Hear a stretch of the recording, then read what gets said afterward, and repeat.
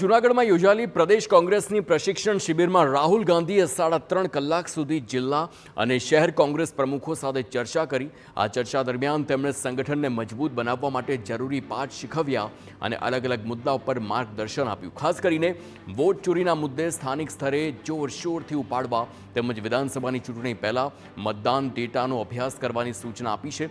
સાથે જ ખેડૂતોના પ્રશ્નો, ડેમોલિશનના કેસો અને વિસ્તારના સ્થાનિક પ્રશ્નોને પ્રાથમિકતા પણ આપવાની વાતની સલાહ આપી છે।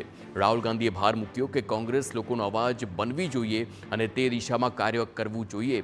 પ્રશિક્ષણ દરમિયાન તેમણે પ્રમુખો સાથે ચા નાસ્તો કર્યો અને જુડો, કરાટે જેવી હળવી પ્રવૃત્તિઓમાં પણ ભાગ લીધો। કોંગ્રેસના નેતા રાહુલ ગાંધી ફરી એકવાર ગુજરાત પ્રવાસે ફરી આવવાના છે।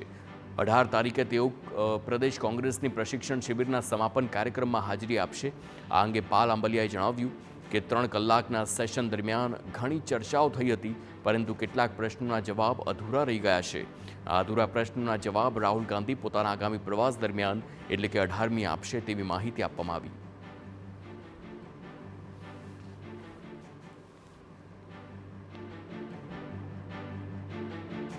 એમાં એણે પોતાનું ઉદાહરણ નથી દીધું, પણ હું એવું કહી શકું કે રાહુલજી ઉપર જે રીતે એના પપ્પુથી લઈ અને એને બદનામ કરવાના જેટલા પણ કાવતરાઓ થયા, વાવાઝોડા આવ્યા, પણ એની વચ્ચે જેવી રીતે ઊભા રહ્યા છે, બરાબર છે। એ જ રીતે એ કહેતા હતા કે તમે બીજું બધું જ ભૂલી જાઓ, બરાબર છે। તમારે લોકો માટે જ્યારે તમે સચ્ચાઈ માટે લડો છો, લોકો માટે લડો છો, તો કેટલાય વિઘ્ન સંતોષી લોકો આવશે, એને તમે બધાને ભૂલી અને વસુદેવ કુટુંબકમની ભાવના સાથે લોકો માટે, વિશ્વ શાંતિ માટે, બરાબર છે, ભાઈચારા માટે જે તમે કેવી રીતે અને શું કરવું જોઈએ, આખે આખું સેશન આના ઉપર થયું।